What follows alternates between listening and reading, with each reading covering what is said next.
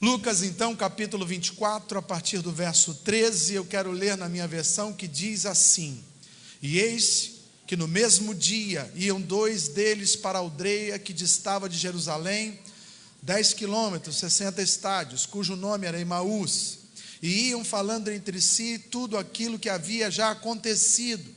E aconteceu que, indo eles falando entre si e fazendo perguntas um ao outro, o mesmo Jesus se aproximou e ia com eles.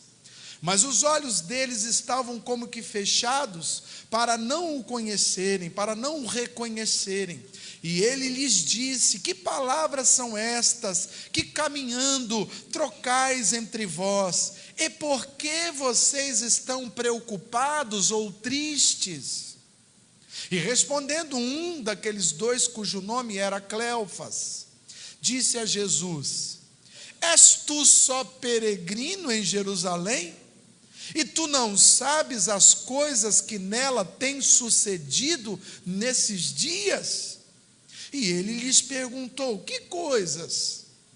Eles lhe disseram: As que dizem respeito a Jesus de Nazaré, que foi um profeta poderoso em obras e palavra diante de Deus e de todo o povo, e como os principais dos sacerdotes e os nossos príncipes o entregaram à condenação de morte e o crucificaram. E nós, verso 21, esperávamos que fosse ele o que remisse Israel, mas agora, com tudo o que aconteceu, e já é hoje o terceiro dia desde que essas coisas aconteceram, é verdade que também algumas mulheres dentre nós nos maravilharam, as quais de madrugada foram lá no sepulcro, e não acharam o corpo, voltaram dizendo que também tinham visto uma visão de anjos, que dizem que ele vive, verso 24, e alguns dos que estavam conosco foram ao sepulcro, acharam ser assim como as mulheres haviam dito, vírgula, porém, não o viram lá também. Palavra do Senhor. Ó Pai, eu te dou graças pela tua palavra, e Pai, assim como num domingo, isso estava acontecendo na vida desses dois discípulos, que hoje, esse domingo, seja um dia de revelações da tua presença para nós, Pai. Que a tua boa palavra venha com teu espírito de forma, explosiva nos nossos corações, fazendo implodir dentro de nós toda a muralha que nos impede de reconhecermos que o Senhor já está aqui no nosso meio. Ó Deus, em nome de Jesus, que seja uma noite de revelações da tua presença. Guarda, meu Pai, as nossas crianças que estão em suas salas. Ó Deus, eu te peço também, Pai, uma bênção especial sobre a vida daqueles homens, daquelas mulheres, daqueles jovens que estão trabalhando, Pai, estão nos bastidores desse culto, estão servindo ao Senhor através do serviço aos irmãos. Ó Pai, dá a eles porção dobrada do teu Espírito.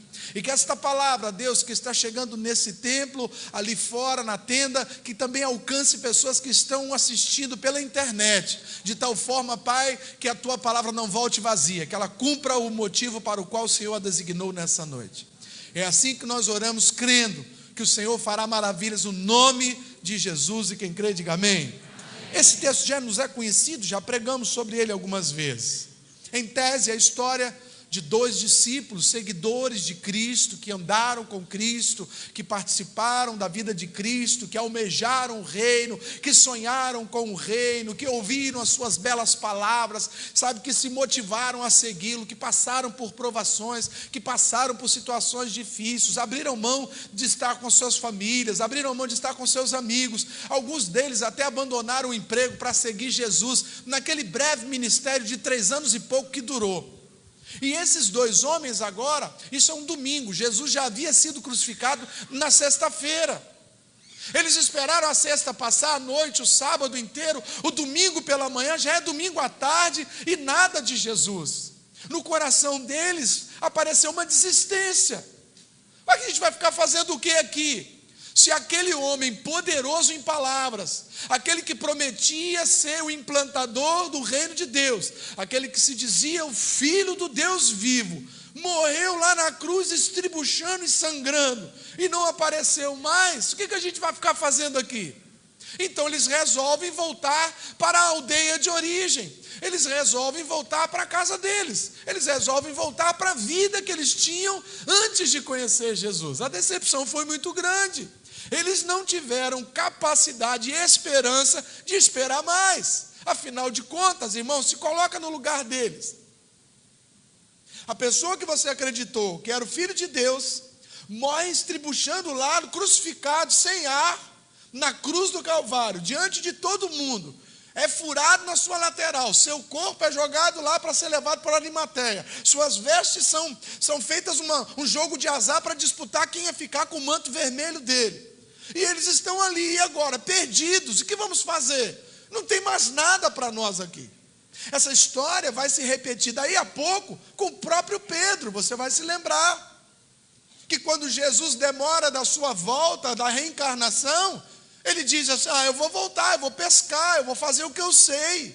Eu, quando deixei a pesca, deixei para seguir Jesus, mas Jesus morreu, não está aparecendo, eu vou voltar a fazer o que eu sabia fazer antes do meu encontro com Jesus. Ele desanimou, ele desistiu. E é muito fácil a gente olhar hoje e julgar que eles poderiam ter esperado um pouco mais, né? É muito fácil a gente olhar um casal que está passando por um divórcio e dizer: poderia ter esperado um pouco mais. É muito fácil, né, olhar para um pai que às vezes está numa situação difícil e dizer: podia ter esperado um pouco mais, a situação financeira vai mudar. É muito fácil a gente olhar para a vida do outro e fazer pré-julgamentos. Mas só quem está vivendo a situação é que sabe o quanto isso está lhe causando desconforto, angústia, tristeza, está magoado. Cadê o Jesus poderoso? Cadê o libertador de Israel? Muitas pessoas no decorrer de suas vidas também entram em projetos, sejam eles espirituais, sociais, financeiros, matrimoniais, não importam, e também se doam por inteiro. Se doam porque acreditam que aquilo vai lhe trazer um benefício. Se doam porque acreditam que aquilo é o certo. Se doam porque acreditam naquele líder que propôs aquele negócio, que propôs aquele ministério, que propôs aquela empresa, a abertura daquela empresa. Acreditam naquele homem que prometeu amar até que a morte o separasse, ou aquela mulher que prometeu ser auxiliadora, idônea. A gente sempre, irmão, entra em alguns projetos e a gente se entrega. A gente quer o melhor, a gente dá tudo de si, a gente deixa de comprar a melhor roupa, a gente deixa às vezes até de comer, às vezes a gente deixa de se divertir. Por quê? Porque é um projeto da nossa vida. O projeto de evangelização de Jesus era o projeto da vida de Cleófas, esse seu amigo que não tem nome. E agora esse projeto aparentemente caiu por terra. Agora esse projeto faliu, porque o único que poderia levar esse projeto à frente morreu. E de forma pública, morreu, numa crucificação terrível, morreu, parece que não lutou, parece que não esperneou, sabe? Quando ele estava no Getsêmani, que Judas se aproxima, quando Pedro corta a orelha de Malco, foi ele mesmo que se entregou. Então parecia que aquele homem poderoso, aquele filho de Deus, havia caído numa cilada, ou havia desistido do próprio projeto. E agora ele morto, o que a gente faz? O que a gente faz? Vamos voltar para a aldeia. Vamos voltar para a nossa casa. Apaga esses 3 anos e meio de ministério. Perdemos. Perdi, pastor. Perdi esse tempo aí, perdi. Poderia ter feito um curso técnico, poderia ter trabalhado, poderia ter me casado, poderia ter mudado de lugar, poderia ter feito um monte de coisas. Mas eu investi nesse projeto toda a minha vida e agora eu olho para trás e me arrependo. Porque quem deixa o plano de Deus e volta para a aldeia é alguém que se arrependeu de investir seu tempo no reino de Deus. No fundo, Cleófas e seu amigo desistiram do reino, desistiram daquela visão espiritual, desistiram daquela visão celestial, desistiram daquelas promessas de vida eterna, desistiram de ir para um lugar onde não haveria choro, desistiram de ir para um lugar onde Deus estaria com eles, desistiram. Não dá para ficar esperando, pastor. O tempo está passando, o tempo urge. Não dá para a gente ficar a vida inteira, sabe, esperando que esse Deus volte, que esse Deus entre com providência, que Deus transforme, que Deus, sabe, traga o teu reino. Não dá para esperar mais. No fundo, o que está acontecendo com esses homens é um processo natural de desistência. E aí desistiram, o que a gente faz? Olha para o último porto seguro. Como Pedro disse, o meu último porto seguro foi a pesca. Jesus não está voltando, então eu vou voltar a pescar. No caso de Cleofas e seu amigo Zé, olha, a gente tinha um trabalhozinho lá na nossa aldeia de Emaús, então já que Jesus morreu mesmo, vamos voltar para lá. A gente quer apagar o tempo que a gente investiu, o nosso tempo, o nosso dinheiro, a nossa tolerância, o nosso amor, naquilo que supostamente faliu, naquilo que supostamente não deu certo. E quando eu trago isso para os dias de hoje, tem muita gente vivendo um processo de desistência hoje, daquilo que achava que ia ser o maior projeto de sua vida. Tem muita gente que está jogando a toalha e voltando à esfera anterior, ao estado anterior, voltando para as aldeias da vida, voltando para a sua terra natal, voltando para a sua história pregressa, porque aquilo que pensavam que ia ser a bênção da vida delas, acabou se esvaindo, acabou falindo, não deu certo. O que a gente faz? Fica aqui esperando? Quanto tempo vamos esperar? Eu não sei. Hoje a gente sabe, mas eles não sabiam. Eles não sabiam. E como você e eu, meu irmão, nós não sabemos o dia da manhã. E talvez, querido, você que esteja desistindo do seu chamado, desistindo do seu trabalho, desistindo da sua família, desistindo daquilo que é um projeto de Deus para você, você não sabe. Talvez já tenha passado não 3 dias, mas 3 meses, 3 anos, e você não sabe. Mas quem sabe como esses homens, Jesus não se manifesta hoje para você e te diz: espera mais um pouquinho, porque eu vou te levar da tua aldeia para o reino vindouro novamente. Quem sabe hoje não é um dia em que Deus vai te dar um stop no caminho de Emaús e vai te dizer: para de fugir para essa aldeia, para de fugir para essa vida passada, para de tornar ao vômito, para de querer fazer aquilo que eu disse que você não faria mais. O teu lugar é em Jerusalém, o teu lugar é no reino. Eu tenho algo para você. Não desista, filho. Eu quero crer que essa palavra se vivifica em nossas vidas. Qual é a aldeia que está fugindo? Qual é o plano novo que entrou nos últimos dias? E você está se escondendo nele, porque não aguenta mais esperar o propósito de Deus se cumprir na sua vida. Qual é a gambiarra? Qual é a história que algum abençoado resgatou do seu passado e te diz: vamos resgatar esse projeto? E aí você diz: poxa, mas eu estava aqui, nessa direção, nessa pegada, nessa presença. Deus estava comigo, Deus estava me ensinando, eu estava sentindo a presença de Deus. Eu não estou sentindo agora, mas será que é tempo de abandonar o projeto de Deus para voltar para as aldeias? Essa é a pergunta que eu me fiz quando li esse texto novamente. Será que é hora de voltar às aldeias e abandonar o grande comissionamento que Jesus tem para mim e para você? Qual é o grande projeto que hoje te faz chorar?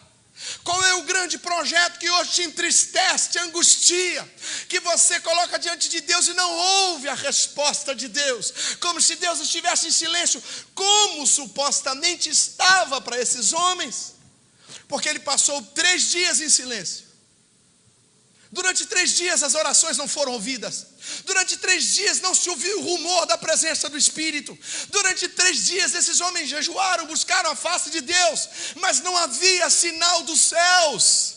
Então eles desistem. Qual é a aldeia que você está fugindo? Você veio aqui hoje para responder para Deus. Qual é a aldeia que você está se encaminhando para ela porque desistiu do projeto de Deus na sua vida? Eu quero pregar hoje para desistentes do reino, que estão voltando para as aldeias. Pergunta para o teu vizinho aí, está voltando para a aldeia? Pergunte para ele ou para ela assim, está desistindo?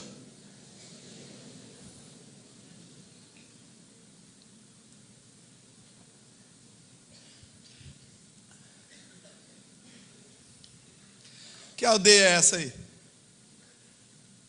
Que aldeia é essa aí? Pode fazer cara de paisagem. Pode fazer. Porque eu sei que quando Deus está falando, a igreja fica com cara de paisagem. Sei, Deus está falando. E a pessoa fica com medo de Deus falar o nome dela aqui no púlpito. Então ela fica assim, ó, não fala meu nome não, sou eu.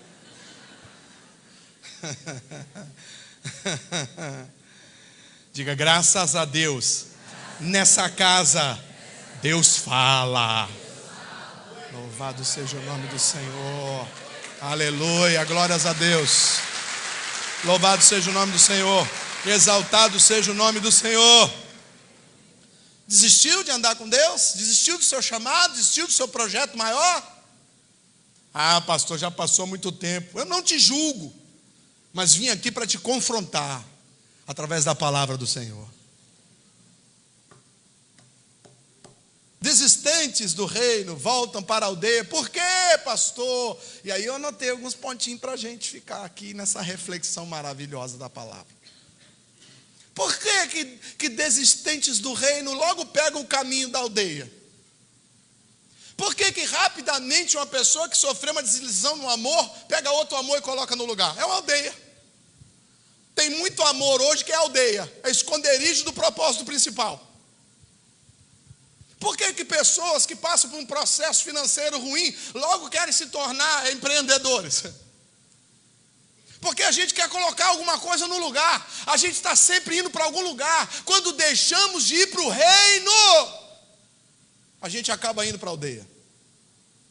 Não há como ficar parado na vida. Ou você vai para o reino ou vai para a aldeia. Quem vai para a aldeia é quem desistiu. Quem vai para o reino é quem permanece com Jesus. Pergunta mais uma vez para 2 ou 3 aí, para não ficar com raiva só de mim e ficar com raiva de você também. Qual é a sua aldeia? Pergunta para ele aí.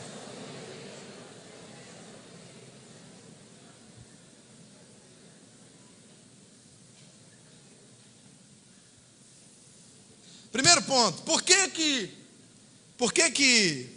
esses homens que desistiram do reino, desistiram de esperar, desistiram de ser evangelistas, desistiram de ser discípulos, voltam para a aldeia? Primeiro ponto, porque fazem questionamentos a pessoas erradas. A Bíblia diz que os dois que estavam fugindo estão tentando encontrar a resposta. Os dois desistiram, estão indo para Emaús e estão perguntando para o outro, por quê? Por quê? Por quê? Por quê? Irmão, quem está no mesmo barco afundando com você, não tem como te dar um salvaguarda. E o nosso problema é que a gente é suscetível a ouvir as respostas de pessoas que estão vivendo como nós. Há uma tendência grande de eu dar mais ouvidos quem fala a língua que eu estou falando. Então, se eu sou um desistente, eu vou ouvir bem o que é a resposta de um desistente.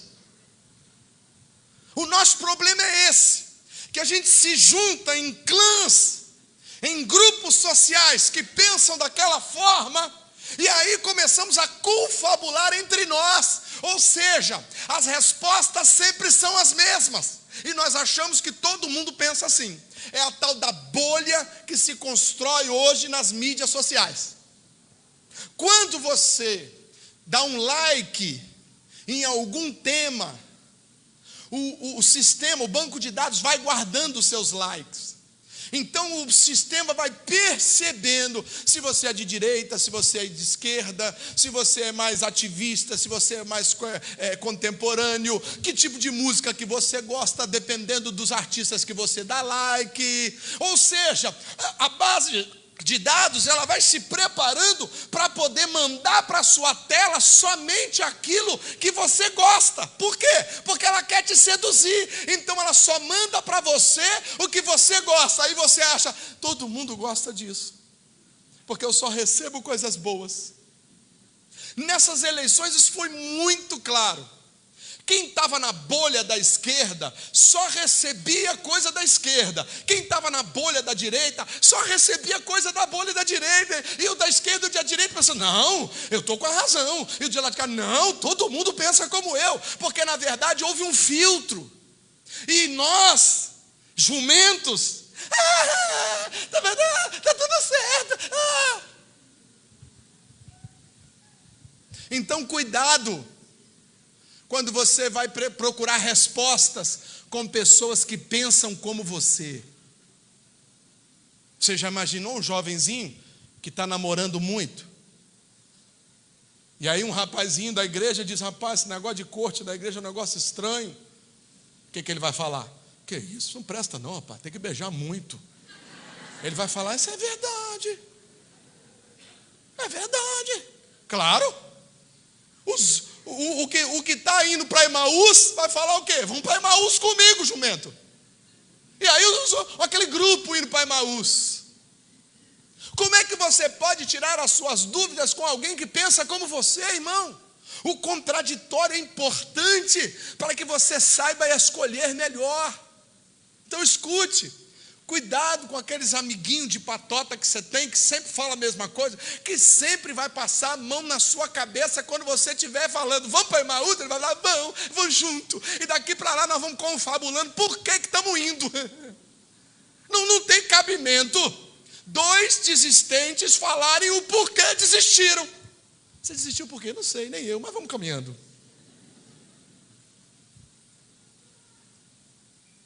Fala para o teu vizinho, aprenda a questionar pessoas certas. Senão, você vai acabar voltando para a aldeia. Segundo ponto. O verso 16 diz que eles não reconheceram o mestre. E é evidente que o mestre, apesar de estar em figura e carne e osso ali, ou metafísico, nós não sabemos como ele estava ao certo. Uma coisa ele estava, ele conversou com eles. Eles perderam a visão do espiritual. Perderam a visão espiritual. Sabe o que tira a nossa visão espiritual? A dor. As decepções. Quando parece demorar demais. Pessoas magoadas começam a não ter mais capacidade de julgar com quem andam, aonde vão, com quem falam, com quem dividem a sua história. Tem muita gente que entra num processo de desistência porque perdeu a visão do céu. Perdeu a visão de reino. E a visão de reino não depende da sua visão ocular. Depende da sua visão espiritual. Você pode estar cego fisicamente e enxergar o reino de Deus. E você pode estar com uma visão muito boa e não estar enxergando nada. E há uma tendência grande, quando eu me decepciono, eu trago essa decepção para o meu coração, e o meu coração começa a se fechar para as coisas de Deus. Boa parte dos homens, das mulheres e dos jovens que hoje se encontram afastados do reino de Deus é em virtude de decepção. Decepção. Pensei que era diferente. Pensei que Jesus ao menos ia deixar um bilhete, alguma coisa, mas não, foi para a cruz, morreu e acabou. Estou decepcionado. Se estou decepcionado, não te enxergo. A minha visão periférica começa a bloquear você. A minha visão periférica começa a não querer enxergar mais você. E quando eu estou falando de Deus, eu começo a não querer ver as coisas espirituais. Então eu começo a racionalizar o espiritual. Irmão, olha que coisa maravilhosa para você voltar para a aldeia. É você começar a racionalizar as suas experiências espirituais. Será que realmente aquele dia foi espiritual ou eu estava num frenesi gospel? Será que naquele momento em que eu chorei compulsivamente, eu estava num surto psicótico? Será que aquele milagre que eu presenciei não foi uma obra do acaso? Será que aquele casal que já estava à beira de um divórcio, já numa luta terrível, eles não voltaram a se dar bem por conta de uma terapia? Será que aquele homem que foi desenganado pelos médicos, que eu fiz a oração junto com a igreja, e o próprio médico disse que foi uma cura, será que não foi o próprio corpo humano que desenvolveu ali uma forma de lutar, um anticorpo no último momento, e aquilo sarou sozinho? A gente começa a buscar as nossas experiências pregressas e desclassificá-las, porque elas mantêm a nossa fé em pé. Mas quando eu começo a achar que tudo que vivi foi apenas obra da carne, quando eu começo a pensar que as pessoas que me abençoam sempre querem algo em troca, quando eu começo a pensar que toda igreja é igual, que todo líder é igual, que o evangelho na verdade é uma construção humana, quando eu começo a pensar, meu amado, que o reino de Deus é um conto de carochinha, eu começo então a perder o meu desejo de permanecer nesse reino. E se eu não estou no reino de Deus, para onde eu vou? Para a aldeia. Aí eu volto para a minha aldeia, eu volto para a minha história secular, eu volto para o meu trabalho secular, eu volto para as minhas ações seculares, eu volto para os meus prazeres seculares, eu vou experimentar o que é carnal, porque perdi a fé no espiritual. A Bíblia diz que Jesus caminhava com eles, falava com eles, 3 anos e meio de convívio intenso. Eles nem perceberam que era Jesus. Por quê? Porque os olhos deles estavam sempre nas circunstâncias, nos problemas, nas questões, nas respostas que eles não tinham. Eles estavam confusos. Afinal de contas, tudo o que vivemos não valeu de nada. Afinal de contas, todos aqueles 3 anos de convívio, vivendo pelos desertos da Judéia, enfrentando apedrejamento, enfrentando os fariseus, comendo mal, dormindo mal, andando de sol a sol, não tendo onde repousar a cabeça, será que tudo isso não valeu nada? Ou seja, as dúvidas começam a minar a visão espiritual. Irmão, em nome de Jesus, entenda uma coisa. Entenda uma coisa. Ou você crê ou você não crê, não existe o meio termo, não existe uma meia fé, não existe. Ou você acredita ou você não acredita. Se você acredita, você espera o reino de Deus. Se você não acredita, você volta para a aldeia. Pergunta para o teu vizinho, está voltando para a aldeia?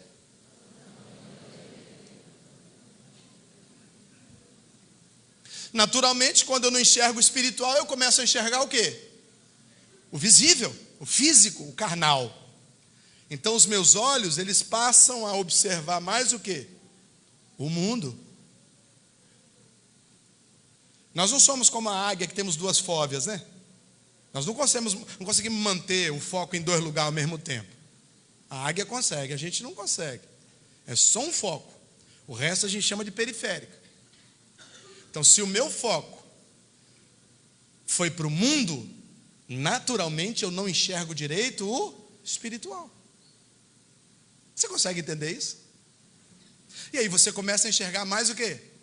Mais carne, mais mundo, mais desejos, mais paixões, mais projetos, mais riqueza, mais poder, mais acesso, mais gozo. Naturalmente, irmão, quanto mais eu foco no mundo, menos eu enxergo as coisas espirituais. Eu não tenho como ter 2 senhores, 2 alvos de mira. Eu não tenho como ter 2 focos, irmão. No momento em que aqueles 2 homens desistem do reino e voltam para Emaús, voltam para suas aldeias, eles começam a divagar, a confabular sobre os porquês da história que passou. Mas se eles tivessem parado e pensado um pouquinho, como está escrito um pouco à frente, se eles tivessem lembrado que Jesus já havia falado sobre as Escrituras, que aquilo haveria de acontecer, tinha que acontecer, e que ele ressuscitaria ao 3º dia, eles tivessem lembrado das palavras do Mestre, teriam esperado um pouco mais. Mas os temores, as angústias e as dúvidas entraram no coração daqueles 2 discípulos, daqueles 2 seguidores, e eles literalmente não enxergam mais Um palmo espiritual na frente dos seus narizes. Jesus está do lado, conversou, e aí, que história é essa ali?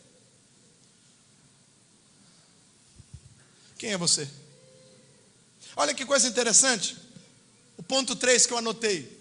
Pessoas que abandonaram o reino e estão voltando para a aldeia se tornam intolerantes.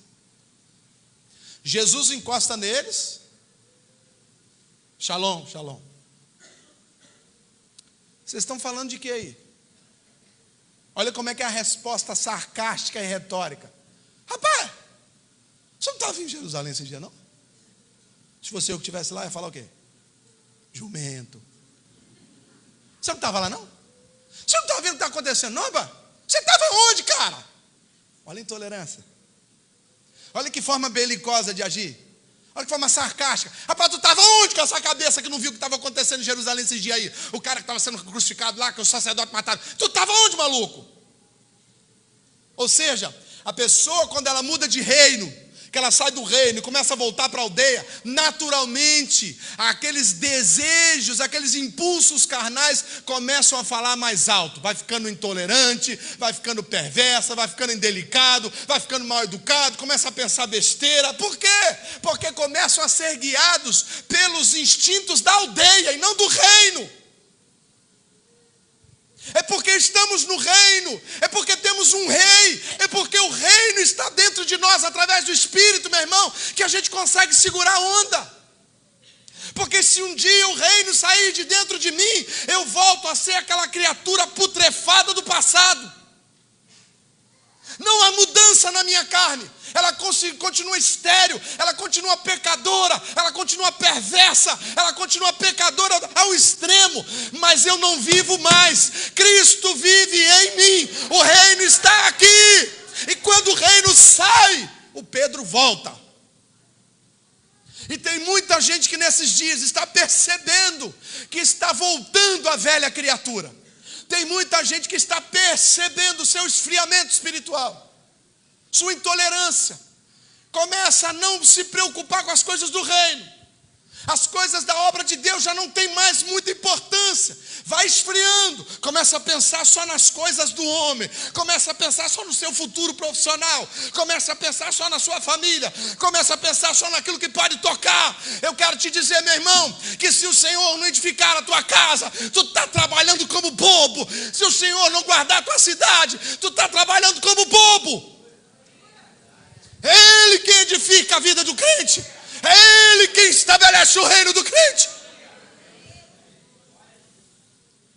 Mas a tendência é você ir mudando de reino, voltando para a aldeia.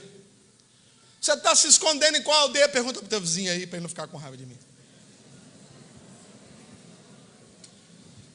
Quarto ponto. No verso 21 eles dizem assim: E nós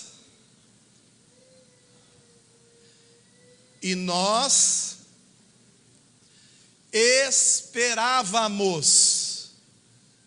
Significa que não esperamos mais. Quem começa a voltar para o reino perde a esperança. E eu já disse que vou repetir. Para o mundo a esperança é a última que morre. Para o crente a esperança foi a primeira que morreu na cruz do Calvário, mas ressuscitou e está sentado à direita de Deus Pai. A nossa esperança tem nome, é Jesus Cristo de Nazaré.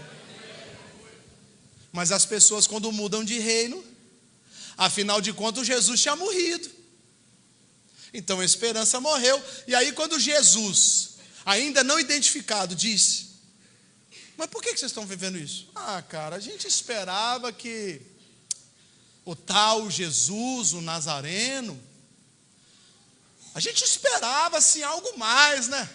E aí tem dois pontos importantes na nossa vida que eu preciso ressaltar: tempo e modo. Nos decepcionamos quando colocamos prazos para Deus agir. A gente esperava que Ele fosse fazer a tempo, mas Ele morreu. Se Ele morreu, acabou. Ou seja, pessoas se frustram quando colocam prazos para Deus operar o milagre. Deus é soberano, Ele não chega atrasado. Ele só vai operar na sua vida quando for a plenitude do tempo dEle, não seu. Mas às vezes a gente coloca prazo para Deus. Então quando eu quero colocar Deus dentro do meu cronos, quando eu quero botar Deus dentro da minha agenda, irmão, Ele não cabe. Porque Deus não trafega em cronologia humana. Deus trabalha em outra dimensão, é kairos. Você está entendendo? Diga amém. E a segunda coisa é o modus operandi. Eles dizem: nós pensávamos que ele fosse remir Israel, ou libertar Israel do domínio do poder romano. Ou seja, nós esperávamos e não aconteceu, o tempo passou. E segundo, nós esperávamos que fosse desta forma, que ele viesse com sua hoste de anjos e saísse detonando e cortasse a cabeça de todos os soldados de Nero, de Herodes, perdão, e que a gente se tornasse livre e montássemos um novo império. A gente pensava que ele ia fazer isso, a gente esperava isso e não aconteceu. Obrigado, meu filho. Já está virando um comum aqui, né? Eu acho que eu estou ficando meio acelerado. Acho que eu estou na endopausa. Andropausa, como é que é? Sei lá esse negócio aí. Estou suando igual uma mula velha. Então presta atenção. A gente acha que a forma de Deus agir é a forma que a gente entende. E quando eu não entendo, eu desanimo. Por quê? Quando eu vou pedir alguma coisa a Deus, eu já levo um projeto de como Ele tem que fazer. Porque a gente é inteligente. A gente tem a mente de Cristo, amém? Fala para o teu vizinho: você tem a mente de Cristo? Dá uma moral para ele aí. Fala: você tem a mente de Cristo. Ele estava com raiva de você. Fala: você tem a mente de Cristo. Fala: você é brilhante. Isso, ainda que seja pela fé. A Bíblia diz que a gente tem a mente de Cristo. Então a gente tem um modus operandi na cabeça. Rapaz, eu vou falar com Deus isso, Ele vai fazer assim, vai acontecer assado. E quando aquilo que eu penso que Jesus deveria fazer a meu favor, Ele não faz, eu me desanimo, eu perco a esperança e começo a trilhar para as aldeias. Diga: não é do meu jeito, é do jeito dele. Agora fala para 2 ou 3, o jeito dele é o melhor. Fica tranquilo, o jeito dele é o melhor. Não é do seu jeito, caboclo. Não é do seu jeito, filho. Poxa, mas eu tive uma visagem. Recebi uma revelagem de Deus. E cara, tive uma visagem assim, vai ser. E não foi. Deus é soberano, Ele não cabe nos seus sonhos, meu irmão. Deus é maior. Uma coisa é certa, operando Deus, quem impedirá? Ele prometeu, Ele cumpre. O problema é que quando a gente desiste do reino, a gente também desiste das promessas do reino, porque o reino tem promessas. Se eu que desistir do reino, desistir das promessas. E eu começo a me esquecer das promessas que tem aqui nesse livro para mim. Trocentas promessas. Por quê?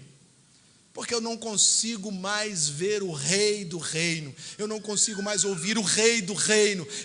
Perdi minha visão espiritual. Eu estou voltando ao princípio das coisas, do que eu fazia antes, da minha história pregressa, da minha vidinha medíocre que eu levava. Eu estou entrando no curso da caravana do mundo. Eu abandonei a peregrinação de Israel e estou voltando para o Egito, porque lá no Egito tem comida, lá no Egito tem cebola, lá no Egito tem argola, lá no Egito tem alegria. Lá no Egito tem chicote, mas lá no Egito é melhor. Então vamos voltar para o Egito. Não, Deus já te tirou com mão forte do Egito.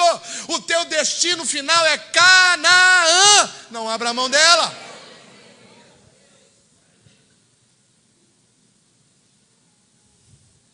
Perderam a esperança. E há muitos aqui que perderam a esperança. Porque não está no seu tempo, ou não está no seu jeito. Fica calmo. Espera mais um pouco. Jesus já ressuscitou. E quinto ponto, para a gente encerrar essa parte. Se tornaram incrédulos. No verso 22, ele começa a narrar para Jesus, ele ainda não sabe o que é Jesus. Ele diz: rapaz, teve umas mulheres que foram lá de manhã no túmulo, o túmulo estava vazio, a pedra foi rolada.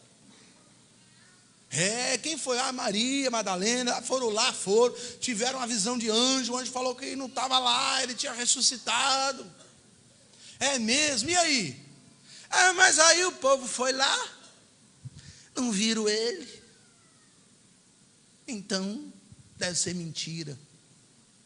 A incredulidade começa a crescer quando eu começo a necessitar de provas visíveis para consolidar a minha fé. Eu começo a pedir sinal igual um Gideão doido. Eu começo a pedir sinal, quer sinal. Eu começo a querer sinal, e esse sinal para tudo quanto é lado. Mas quem rolou a pedra? Não sei, mas eu acho que ele não ressuscitou. Mas vocês acharam o corpo? Não acharam, mas eu acho que ele não ressuscitou. Mas as mulheres que vocês conhecem, pessoas de confiança, elas viram o anjo, o que o anjo falou? Falou que ele ressuscitou, mas eu acho que ele não ressuscitou. Rapaz, fica difícil, hein? Você quer um sinal? Vou pedir igual João pediu. Senhor do alto, envia um raio e chumaça essa sinagoga. Não, irmão. O que o texto diz? Os sinais seguirão aos que? Diga, primeiro eu creio, depois vem o sinal atrás de mim. Fala para o teu vizinho, apenas creia, o sinal vai chegar daqui a pouquinho. Louvado seja o nome do Senhor. A gente quer fazer igual Tomé, né? Manda o sinal que eu creio. Deixa eu ver a mão furada que eu creio. Deixa eu botar o dedo no buraco da lateral que eu creio. Deixa ele me dar uma ligação que eu creio. Deixa alguém me ligar de lá dizendo que o emprego é meu que eu creio. Deixa o meu nome estar na lista do aprovado que eu creio. Deixa a enfermidade sair que eu creio. Deixa o diagnóstico ser negativo que eu creio. Que é isso, irmão? Mas você não precisa de fé, não. Se a lógica é capaz de fazer isso. Eles perderam completamente a sua fé. Eles estão dizendo para Jesus que ocorreu um monte de coisa lá no sepulcro, e as mulheres disseram que ele ressuscitou, mas eles dizem, mas a gente não viu nada. E é porque a gente não viu nada que a gente está aqui, indo para a aldeia. Tem um monte de gente que enquanto não vê o que deveria ver, que não consegue enxergar, porque é espiritual, e as coisas espirituais só enxerga quem está no espírito, as coisas espirituais só discerne quem está no espírito, as coisas espirituais só discerne quem investe no espírito, só quem anda no espírito, quem semeia no espírito, quem semeia na carne não vai ver nada espiritual, vai passar a vida inteira, milagre acontecendo do seu lado, na sua casa, no seu corpo, e você ainda está indo para a aldeia dizendo, eu não vi nada.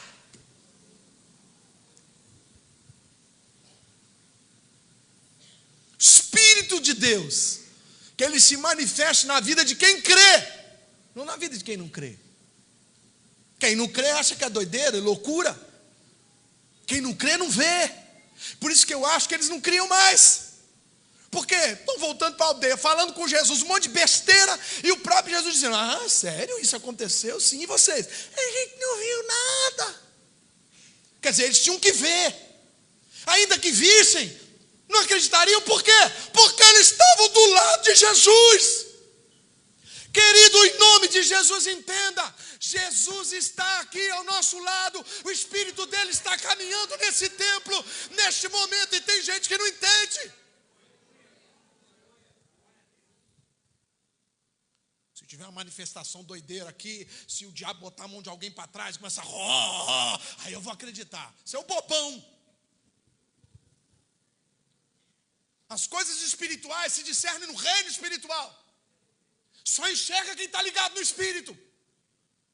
Não adianta você ter tomada na sua casa, se o fio do liquidificador não está ligado lá. Fala para o teu vizinho, tem que estar ligado.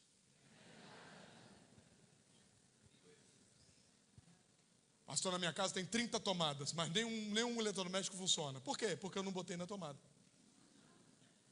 Tá legal. O Espírito Santo está aqui nesse lugar. Quantos acreditam que o Espírito está aqui nesse momento? Você pode exaltar o nome dele e glorificar o nome dele, porque ele está visitando esse lugar nessa noite. Aleluia! Aleluia! Aleluia! Quando a nossa fé começa a desejar demonstrações físicas, é porque já estamos indo para a aldeia há muito tempo. Pergunta para o teu vizinho, você ainda está indo para a aldeia? Quero ler o verso 28. Vou começar a encerrar.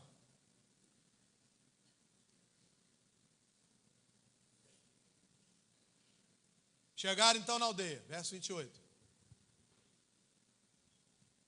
Na aldeia que iam. Ele fez como quem ia para mais longe, Jesus. Aqui literalmente Jesus está dando um miguel. Ele está dando um miguelzinho. Está dando um miguelzinho neles, tá? Ele fez. E aí chegaram, aí nós vamos ficar por aqui. Não, vou mais para frente. Miguel, estava dando miguel. Fez como que ia. Ele não ia, mas ele fez como. Miguelzinho. E eles, então, o constrangeram, né? Insistiram com ele, dizendo, fica conosco. Porque já é tarde e já declinou o dia. Ele então entrou para ficar com eles. Provavelmente na casa de um deles, né? E aconteceu o quê? Estando com eles à mesa, tomando pão, o abençoou e partiu e lhe deu. Escute, não é costume você ir na casa de uma pessoa para jantar, para tomar um café e você servir. Sim ou não? Tem um mistério aqui. A casa era de um deles, ou Cleofas ou outro. Ele foi convidado, insistiram para ele ficar.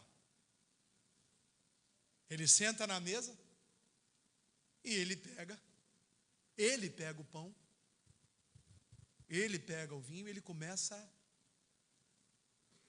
a distribuir. Presta atenção no negócio, meu amado, em nome de Jesus. Que essa revelação seja para a tua vida. Quando Jesus entra numa casa, ele entra para ser pão. Ele entra para alimentar. Ele entra para transformar. Pode não ter nada lá dentro, quando ele entra tem provisão. Pode não ter amor, quando ele entra tem amor. Pode não ter revelação, quando ele entra tem revelação. Presta atenção. Então, quando Jesus deu o pão, abriram-se então os seus olhos e o conheceram, e ele desapareceu. E disseram um para o outro, porventura não ardia em nós o nosso coração quando pelo caminho nos falava, quando nos abria, irmão, Jesus foi pregando no caminho para eles. Escute, pessoas que estão voltando para a aldeia, não ouvem as escrituras, nem se Jesus pregar para elas. Meu Deus, o problema é que a gente quer pegar a escritura e enfiar na cabeça de alguém que não quer o reino, quer a aldeia. Não funciona. Primeiro o Espírito precisa revelar a essa pessoa o reino, para que ela ouça as escrituras. E a gente acha que é a técnica, que é o método que vai converter as pessoas. Como é que não ardia em nossos corações quando Ele nos abria as Escrituras? Verso 33. Na mesma hora, quando eles chamaram Jesus para comer, já era? Já era? Lembra que não é costume, naquela época, andar à noite, irmão, não tinha lâmpada, tá ligado? É breu, igual na roça. A roça que não tem energia elétrica, das 6 horas, acabou o dia. Nós estamos falando dessa época. Presta atenção. Na mesma hora, se levantar. Meu Deus. Isso aqui é fantástico. Na mesma hora, levantando-se da mesa, voltaram para Jerusalém. Irmão, quando Jesus arde no coração do homem, da mulher, do jovem, quando a revelação da palavra abre o entendimento, quando você enxerga a presença de Jesus, você não teme mais a escuridão, você não teme mais o caminho, você não teme mais os perigos. O que você quer é voltar para a rota do reino. Por isso não precisamos insistir com as pessoas virem para o reino. Basta que elas tenham uma revelação do rei. Elas vão se levantar, podem estar indo para Harvard, podem estar indo para o melhor lugar do mundo. Quem recebe uma revelação de Jesus Cristo, se levanta e quer voltar para o reino. Vamos esperar amanhã de manhã. Não. Eu imagino o Cleofas olhando para o caboclo lá, vou chamar ele de Pedro. Cleofas olhando para Pedro, fala, Pedro, vamos. Cara, nós estamos viajando aqui, cara. Nós estamos pirados no cabeção aqui. O que a gente vai fazer aqui em Emaús? Vamos picar mula. O nosso lugar em Jerusalém, o nosso ministério é em Jerusalém, o nosso chamado está em Jerusalém. Nós fomos comissionados por Ele, Ele ressuscitou. O bicho está pegando é lá. Vamos para lá, porque é lá que tem fogo. É isso que Deus quer fazer no teu coração nessa noite, meu irmão. Pegar você e te dar um tapa espiritual e dizer: ei, seu lugar não é na aldeia, seu lugar é no reino, seu lugar é lá, é lá. Glórias sejam dadas a Jesus. Glória a Jesus. Glória a Jesus. Então eu encerro dando 2 questões aqui. Primeiro, a revelação começa quando eles convidam Jesus para entrar na casa deles. Pense que ao convidar, ainda não sabiam quem ele era. No momento que eles dizem assim: moço, vamos comer aqui. Tá tarde, cara, tu vai andar sozinho aí, a próxima aldeia daqui a não sei quantos km. Fica aí, cara. Lembrando que esse caminho tem 10 quilômetros. Daqui, Terra Vermelha, mais ou menos, né? Uns 10 quilômetros. Tem 8 só, né? Um pouquinho mais. 10 quilômetros. Era o caminho de Jerusalém até Emaús. E eles falam: não, vamos comer aqui, cara. Quando eles sentam na mesa, Jesus se revela através, não de uma palavra... oh, eu sou Jesus, upa. Não é assim, irmão. Não é assim. A gente quer assim, né? A gente quer chegar em casa e dizer: oh, cheguei, estou aqui. Não. Como é que ele se revelou para eles? Através de um mistério da ceia. Através de um elemento, de um sacramento. Através de um ritual que eles fizeram antes da morte de Cristo. Porque quando ele senta na mesa, ainda está lá. Ele vape no pão. Senhor, te agradeço. Vape, divide. A simbologia da ceia abriu os olhos daqueles homens. Sabe, irmãos? Às vezes a gente fica querendo que Deus se manifeste em culto de fogo, encontro disso, encontro daquilo. E muitas vezes a gente abre mão de participar da ceia do Senhor. Banaliza. É mais um cultinho como outro qualquer. E a Bíblia diz que é por causa disso que muitos dormem. E não poucos perecem. Pequenos gestos bíblicos podem abrir a nossa visão espiritual. Então, em nome de Jesus, eu não sei para qual aldeia que você estava indo. Eu não sei quais são os pensamentos que estavam na sua mente com respeito ao seu chamado, ao mistério que Deus tem a respeito da sua vida, porque você tem uma marca de Cristo. Eu não sei o que você havia desistido, e por desistir estava buscando uma outra alternativa. Deus te trouxe aqui para te dizer que Ele quer ter comunhão contigo, e na hora da comunhão Ele vai te levar de volta para o reino dEle. Vamos ficar todos de pé na presença de Deus.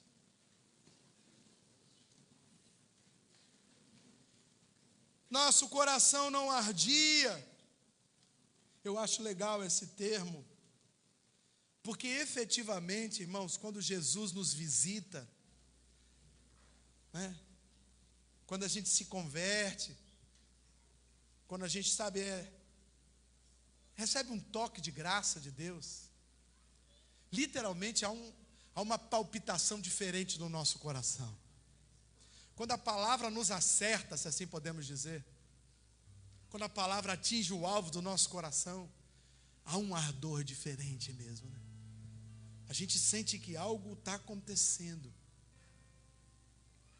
Eu me lembro como se fosse hoje o dia em que eu tive a primeira experiência com Deus. A gente estava orando, rezando, sei lá, não sabia direito o que estava fazendo ainda, na sala lá da minha casa, e de repente era como se os meus olhos tivessem se fechado, eu não conseguia abrir mais, e abriu-se uma grande clareira assim na sala da minha casa, e eu me sentia assim caindo, eu estava sentado no chão,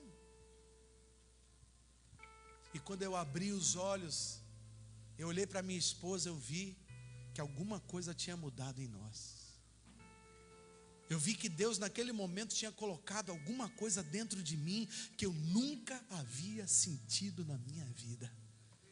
Depois eu fui saber que era o Espírito Santo dele. Receber a presença do Espírito é algo que tira um pouco o nosso fôlego. E talvez você seja uma pessoa que já tenha experimentado isso, como os discípulos. Experimentou isso tantas vezes, caminhando nas igrejas com Jesus, servindo em ministérios. Mas alguma coisa muito séria te decepcionou, te frustrou, e você foi atraído para as aldeias, foi atraído para as questões seculares, foi atraído, foi seduzido para as coisas que você fazia antes. Mas eu quero crer que essa noite é uma noite de encontro com Jesus. Eu queria te dizer que se você pensa que Jesus não estava com você, você está enganado. Jesus está contigo desde o primeiro dia, porque Ele disse: eu não deixo os meus. Talvez você não esteja sentindo a presença dEle, como também não sentiu Cleofas e seu amigo, mas isso não destitui a presença de Jesus com eles. Jesus sempre esteve e estará contigo, porque Ele é Deus Emanuel, Deus conosco. O problema é que às vezes as feridas e as decepções nos fazem não enxergar mais a presença dEle. Mas hoje é dia de revelação de Deus. E talvez o seu coração esteja começando a arder de novo. Aquele fogo do Espírito começa a soprar, e você começa a sonhar com o ministério, sonhar com a obra de Deus, sonhar com Jerusalém celestial. Começa a ter visões espirituais que antes você não estava tendo, e começa a ouvir a voz do Espírito dizendo: meu filho, minha filha, há quanto tempo eu estou falando contigo e você não me dá ouvidos, mas nessa noite o Espírito e a noiva dizem: vem. Talvez você nunca tenha sentido isso antes. Meu Deus, estou sentindo a presença de Deus forte aqui nesse lugar. Talvez você esteja sentindo isso hoje pela primeira vez, algo diferente na sua vida. Eu quero te dizer que o mérito não é dessa igreja, não é do pastor, não, o mérito é da palavra de Deus. É a palavra de Deus e o Espírito Santo que fazem isso acontecer conosco. Nenhum homem na face da terra é capaz de fazer o que só o Espírito Santo pode fazer. Nós podemos confabular e confabular o dia inteiro e nada vai acontecer. Mas quando Jesus se revela, o coração arde. É assim que eu creio. E talvez você queira nessa noite dar uma meia volta aí nessa caminhada que você está tendo para a aldeia. Ah, pastor, mas voltar para Jerusalém implica mudar tanta coisa na minha vida. Voltar para Jerusalém implica tantos projetos que eu já comecei de novo, pastor. Voltar para Jerusalém implica em tempo todo que eu andei até Emaús, tanta coisa que eu investi, tantos acordos que eu fiz. Voltar para Jerusalém talvez seja perder tantas coisas que eu acho que deveria ganhar. É verdade. Não há como voltar da aldeia para Jerusalém sem renunciar à aldeia novamente. Mas aquele que não renuncia à aldeia, pai e mãe, por amor de Cristo, esse não tem parte com Ele, meu amado. Isso faz parte da nossa história com Deus, renunciar. O apóstolo Paulo diz: eu morri, eu não vivo mais, Cristo vive em mim. Eu fui crucificado com Cristo. Essa renúncia da aldeia, essa renúncia das coisas da aldeia, essa renúncia do passado, ela faz parte, ela é a porta de entrada para o retorno do reino. E talvez você queira nessa noite aceitar Jesus Cristo. Queira, não vou dizer aceitar, parece que ele está se oferecendo, né? Talvez você queira permitir, você queira autorizar que Ele mude a tua história. Jesus, o nome de Jesus, o nome de Jesus, o nome de Jesus.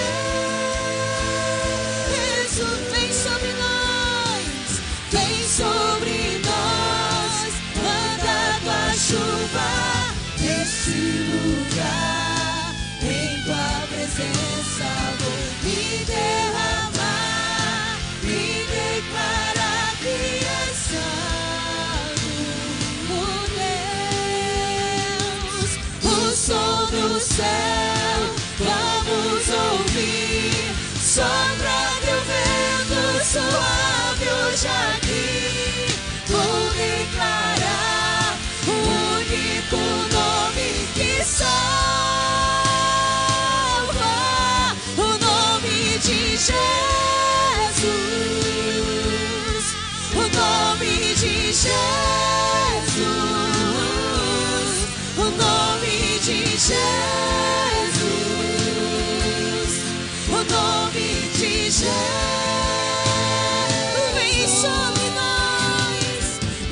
Sobre nós, manda tua chuva nesse lugar, em tua presença vou me derramar e declarar que és santo, oh Deus. O som do céu vamos ouvir, sopra teu vento suave hoje aqui. Vou declarar o único nome que salva, o nome de Jesus, o nome de Jesus, o nome de Jesus, o nome de Jesus.